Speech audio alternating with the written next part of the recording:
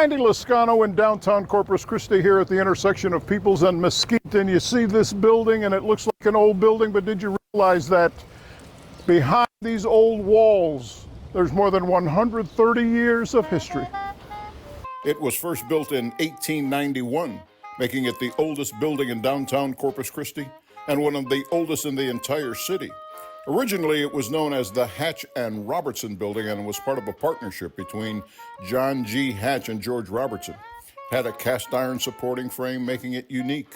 Between 1892 and 1905, the building would change ownership several times.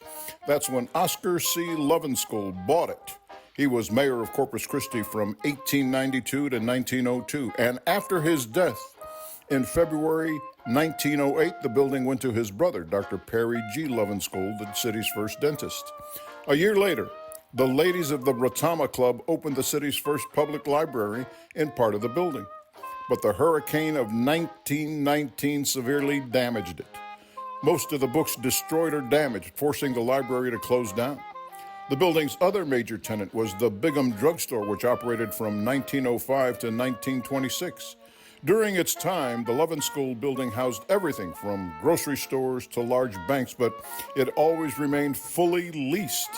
In 1929, the building would see a major renovation of the first floor to house the South Texas Building and Loan Association, run by many of Corpus Christi's most prominent residents.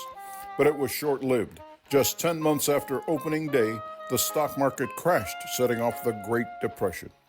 By 1933, the association was gone. The Sherwin-Williams Paint Company moved into the first floor 4 years later and remained there until July of 1945. That's when the historic building would undergo another major renovation, which changed the ornate exterior to a more modern look. Windows bricked over, exterior decorations taken down. For the Olympia Confectionery, which had called an Oasis Hotel home for 2 decades. But by the 1970s, most businesses were leaving downtown. Many buildings, including the Lovenskold building, were boarded up and left vacant.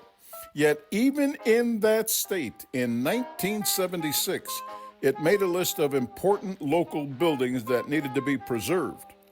But by the 1980s, the owner of what had been the cornerstone of downtown's economy was told it would have to be demolished.